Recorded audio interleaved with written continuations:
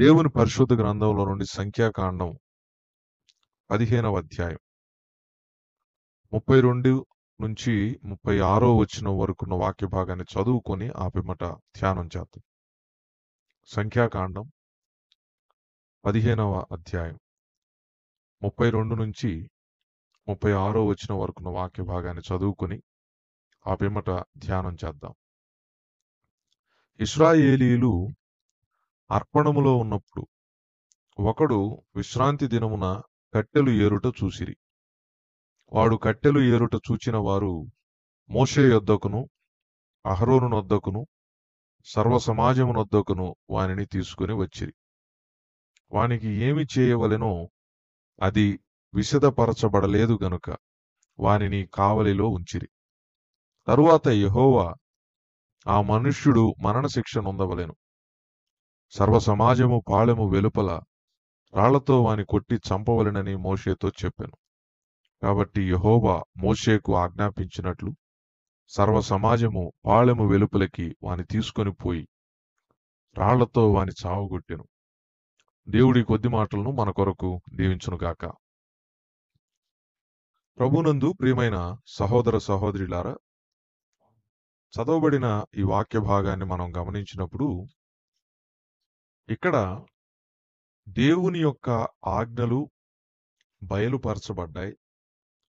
ఇశ్రాయేలీలందరూ ఆ దేవుని యొక్క ఆజ్ఞలకు లోబడాలి. దేవుని యొక్క ఆజ్ఞలను మీరకుండా పాటించాలి.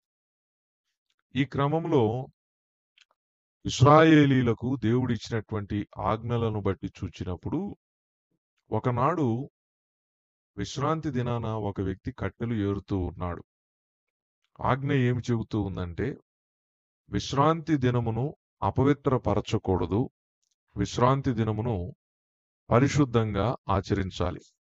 దయచేసి నిర్గమకాండము ఒకసారి మనం చూచినప్పుడు అందులో 20వ అధ్యాయం 8వ వచనం నుండి మనం క్రిందికి చదువుకొని వెళితే 8 నుంచి 11 వచనాల వాక్య భాగంలో, విశ్రాంతి దినమును పరిశుద్ధముగా ఆచరించుటకు జ్ఞాపకముంచుకొనుము.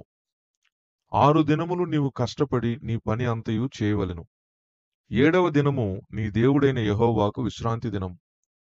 దానిలో నీవైనను నీ కుమారుడైనను నీ కుమార్తె అయినను నీ దాసుడైనను నీ దాసి అయినను నీ పశువైనను నీ ఇండ్లలోనున్న పరదేశి అయినను ఏ పనియు చేయకూడదు.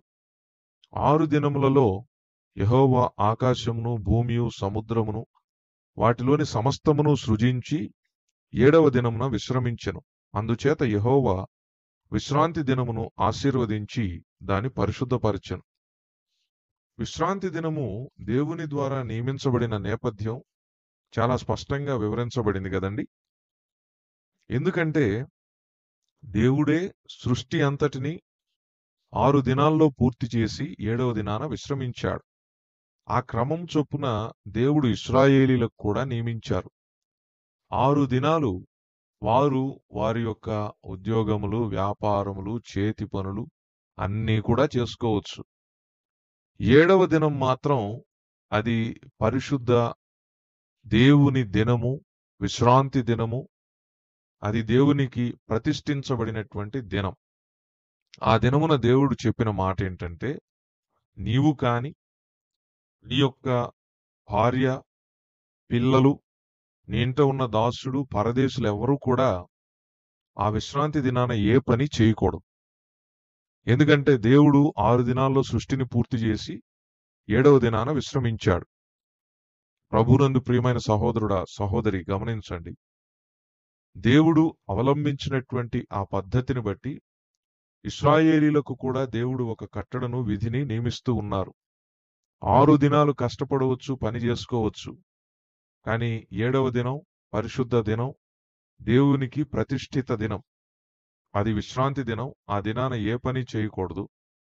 ఆ దినమున ఇశ్రాయేలీలు చెయ్యాల్సిన పనేంటంటే, ఏ పనియు చేయక విశ్రాంతి దినమున మరి దేవునికి మాత్రమే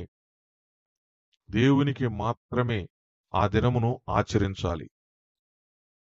ఆ ప్రత్యేకమైనటువంటి ఆ విశ్రాంతి దినంలో, ప్రతిష్ఠిత దినంలో ఇశ్రాయేలీలు ఎవ్వరూ కూడా జీవనోపాధి అయిన ఏ పని చేసుకోకూడదు. పూర్తిగా ఆ దినమును విశ్రమించి, ఆ దినము సంపూర్ణంగా మరి దేవునికి అర్పించాలి, దేవునితో ఉండాలి. సంపూర్ణంగా ఆ దినమంతయు దేవునికే అర్పించుకోవాలి. ఈ క్రమంలో ఒక వ్యక్తి ఏం చేశాడంటే ఇశ్రాయేలు సమాజంలో విశ్రాంతి దినాన కట్టెపుల్లలు ఏరుకుంటూ ఉన్నాడు. ప్రభునందు ప్రియమైన వారలారా గమనించండి. ఆజ్ఞ ఏమి చెబుతూ ఉంది? విశ్రాంతి దినాన ఏ పని చేయకూడదు, జీవనోపాధి అయినా ఏ పని చేయకూడదు అని చెబుతూ ఉంది. మరి కట్టెలు ఏరుకోవడం తప్ప, కరెక్టా అనే విషయాన్ని మనం చూచినప్పుడు మోషే కూడా ఆ కట్టెపుల్లలు ఏరుతున్నటువంటి ఆ వ్యక్తిని గురించి దేవుని దగ్గర విచారణ చేయాలని పూనుకున్నాడు. కనుక ఆ వ్యక్తిని తీసుకొని వచ్చి కావలిలో ఉంచారు. మరుసటి రోజున మరి మోషే దేవుని యొద్ద విచారణ చేశాడు. దేవా, మీరు విశ్రాంతి దినమున ఏ పని చేయకూడదని చెప్పారు, జీవనోపాధి అయిన ఏ పని చేయకూడదని చెప్పారు. ఇశ్రాయేలీల ఇంట ఉండు యజమానుడు, యజమానుని భార్య, పిల్లలు, దాసులు, పరదేశులు కూడా ఏ పని చేయకూడదని చెప్పారు. మరి ఈ వ్యక్తి కట్టుపులు ఏరుతూ ఉన్నాడు. ఇతను గూర్చినటువంటి విధి ఏంటి, కట్టడి ఏంటి, ధర్మశాస్త్రము విషయమై ఈ వ్యక్తి చేసినటువంటి పనికి ఏ విధమైనటువంటి శిక్ష విధించాలి, పర్యవసానం ఏంటి అని అడిగినప్పుడు దేవుడు చెప్పిన మాట ఏంటంటే, ఆయన న్యాయాధిపతి, పక్షపాతము లేనివాడు. ఆయనకు రాజు, పేద అనే తేడా ఉండదు. న్యాయం తీర్చే సమయంలో న్యాయం తీర్చున్నప్పుడు ఆయనకు ఇశ్రాయేలీయుడని, పరదేశి అని తేడా ఉండదు. న్యాయం తీర్చున్నప్పుడు ఆయనకు మోషే అని, లేదంటే ఇశ్రాయేలీల్లో ఉండేటటువంటి ఒక సామాన్యుడని ఎలాంటి భేదం ఉండదు. ఆయన పక్షపాతం లేనివాడు. రోమపత్రిక 2వ అధ్యాయం 11వ వచనంలో దేవుని వాక్యం ఏమని సెలవిస్తుందో తెలుసా? దేవునికి పక్షపాతము లేదు అని సెలవిస్తూ ఉంది. ఏం లేదంటే దేవునికి పక్షపాతం లేదు. మరి ఈ క్రమంలో ఆ వ్యక్తి వచ్చి కట్టెపుల్లలు ఏరుకుంటూ ఉంటే దేవుడు తీర్చినటువంటి న్యాయం ఏంటంటే అతనిని పాళెము వెలుపలికి తీసుకుని వెళ్ళి రాళ్లతో కొట్టి చంపాలి. ప్రభునందు ప్రియమైన వారలారా, దేవుడు ఒక శాసనాన్ని తయారు చేస్తే ఆ శాసనం విషయమై ఆయన పశ్చాత్తాపపడేవాడు కాడు. ఆ శాసనం విషయంలో ఆయన పునరాలోచన చేసేవాడు కాదు. ఆ శాసనం విషయంలో ఆయన న్యాయమును తప్పించేవాడు కాదు. ఆ శాసనం విషయంలో ఆయన పక్షపాతం చూపేవాడు కాదు. బంధుప్రీతి చూపేవాడు అంతకన్నా కాదు. మానవులు ఏం చేస్తారంటే దేవుని గురించినటువంటి విధుల విషయంలో, శాసనముల విషయంలో, మరి దేవుని గురించి తీర్చాల్సినటువంటి న్యాయము విషయంలో ఖచ్చితంగా కొన్ని పర్యాయములు మనవారైతే ఒక న్యాయము, పరాయి వారైతే మరొక న్యాయం తీరుస్తారు. కానీ దేవుడు అలాంటి వాడు కాదు. ఆయనకు పక్షపాతం లేదు. ఆయన పక్షపాతి కాడు. తన నామమును బట్టి చూపిన ప్రేమను మరుచుటకు ఆయన అన్యాయస్తుడు కాడని దేవుని వాక్యం సెలవిస్తూ ఉంది. న్యాయము తీర్చుటలో ఆయనకు పక్షపాతం లేదని కూడా దేవుని వాక్యం సెలవిస్తుంది. మరి కట్టెపుల్లలు ఏరేటటువంటి వ్యక్తిని దేవుడు రాళ్లతో కొట్టి చంపమన్నప్పుడు ఇశ్రాయేలీల సర్వసమాజం ఆ వ్యక్తిని పాళెము వెలుపలికి తీసుకుని వెళ్లి రాళ్లతో కొట్టి చంపేస్తారు. ప్రభునందు ప్రియమైన వారలారా, ఈ రోజున మనం ఒక పాఠాన్ని నేర్చుకుందాం. అదేంటంటే మన దేవుడు న్యాయాధిపతి అయి ఉన్నాడు. దీన్ని మర్చిపోకూడదు. చూడండి, ఒక రోజున మనమందరము ప్రభువైన యేసుక్రీస్తు వారి యొక్క న్యాయపీఠం ఎదుట నిలబడతాం. 2 కొరింథీ 5:10. ఆ న్యాయపీఠం ఎదుట నిలబడినప్పుడు మన దేహము ద్వారా జరిగించిన క్రియలు, పనులు, అవి మంచివైనను సరే, చెడ్డవైనను సరే, దయచేసి గమనించండి. ఈ శరీరముతో మనం చేసే క్రియలు మంచివైనను సరే, చెడ్డవైనను సరే, రక్షణ పొందిన తరువాత, దయచేసి గమనించండమ్మా అయ్యా, రక్షణ పొందక ముందు నువ్వు ఎంత పాపము చేసినా మారు మనసు బాప్తిస్మము పొందేటప్పుడు అవన్నీ కూడా పూర్తిగా కొట్టివేయబడతాయి. రక్షణ పొందిన తరువాత నుంచి లెక్క ప్రారంభమవుతుంది. ఎందుకంటే రక్షణ పొందని వాడికి ఎలాగో లెక్క ఉంది, అది నిత్య నరకాగ్ని గుండం. వాని క్రియలు పరిగణలోనికి తీసుకొని వాటిని బేరీజు వేసి నిత్య నరకాగ్ని గుండానికి ఎలాగో వెళ్ళేటటువంటి వ్యక్తి విషయమై ఇటువంటి పని చేయాల్సిన అవసరం లేదు కనుక, రక్షణ పొందినటువంటి విశ్వాసికి బహుమానం ఉంది కనుక, ఆ బహుమానము పొందుకోవాలంటే ఖచ్చితంగా లెక్క ఉంటుంది. ఆ లెక్కను చూసినప్పుడు మంచి ఎంత, చెడెంత, దాన్ని బట్టి బహుమానం నిర్ణయించబడుతుంది పరలోకంలో. 2 కొరింథీ 5:10లో ఈ మాటలు వ్రాయబడ్డాయి, శ్రేష్టమైన మాటలు. మన దేహము ద్వారా జరిగించిన క్రియలు మంచివైనను సరే, చెడ్డవైనను సరే, ఒక రోజున మనం క్రీస్తు న్యాయపీఠం ఎదుట నిలబడతాము. ఆయన మన క్రియలకు సంబంధించిన లెక్క చూస్తాడు.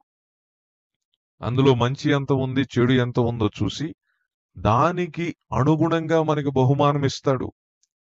ప్రభునందు ప్రియమైన సహోదర సహోదరులారా, అప్పుడు న్యాయము తీర్చే ఆ ప్రభువు మనకు ఒక మహాభయంకరమైన సింహము వలె ఉంటాడని దేవుని యొక్క వాక్యం సెలవిస్తూ ఉంది. అక్కడ పక్షపాతం లేదు. ప్రభువా, నీ నామమును బట్టి దెయ్యములను వెళ్ళగొట్టాము, ఈ అద్భుతములు చేశామంటే, అక్రమముగా నడుచుకున్నారంటే ప్రభు చెప్పే మాట, అక్రమము చేయు వారలారా, నా యొద్ద నుండి తొలగిపోండి, నేను మిమ్మును ఎరుగను. ప్రభునందు ప్రియమైన వారలారా, గమనించండి. దెయ్యములు వెళ్ళగొడుతున్నారు, మంచిదే. సూచక క్రియలు చేస్తున్నారు, మంచిదే. వాక్యం ప్రకటిస్తున్నారు, మంచిదే. ప్రార్థన చేస్తున్నారు, మంచిదే. దేవునికి భక్తి చేస్తున్నారు, కృపా వరములను ఉపయోగిస్తున్నారు, సువార్త పనిలో ఉన్నారు, మంచిదే. గాని క్రమముగా ఉంటున్నారా, అక్రమంగా ఉంటున్నారా? అక్రమంగా ఉన్నట్లయితే నా యొద్ద నుండి తొలగిపోండి అంటాడు ప్రభు. ఎంత సేవ చేసినా, ఎంత పరిచర్య చేసినా, ఎంత కానుకలు ఇచ్చినా.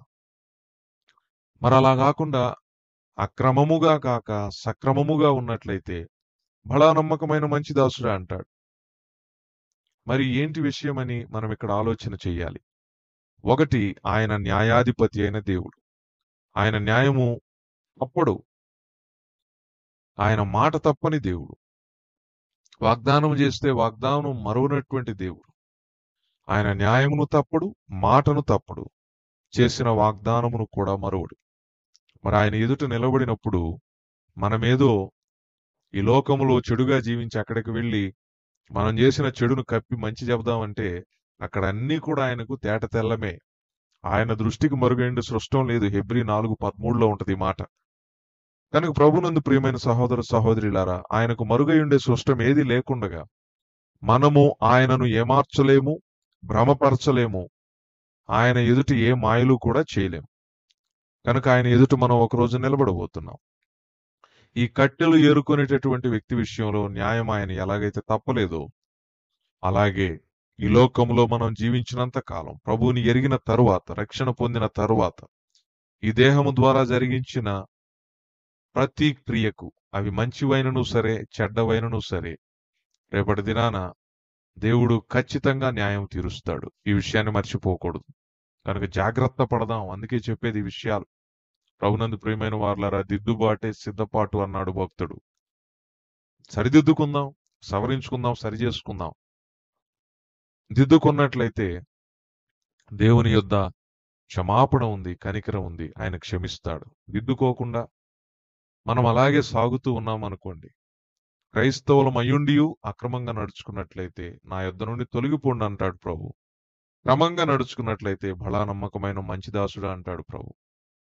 కనుక ఆయన న్యాయాధిపతి, న్యాయం తప్పడని గ్రహించి, ఆయనకు పక్షపాతం లేదని తెలుసుకొని, బంధుప్రీతి గాని ఇలాంటివేవీ కూడా లేవని మనం గ్రహించి, మరి ఆయన న్యాయపు తీర్పులో ఏ విధమైనటువంటి మరి శిక్షను పొందక మెప్పును బహుమానం పొందే విధంగా జీవిద్దాం. దేవుడి కొద్ది మాటలు మన కొరకు దీవించును గాక. ప్రార్థన.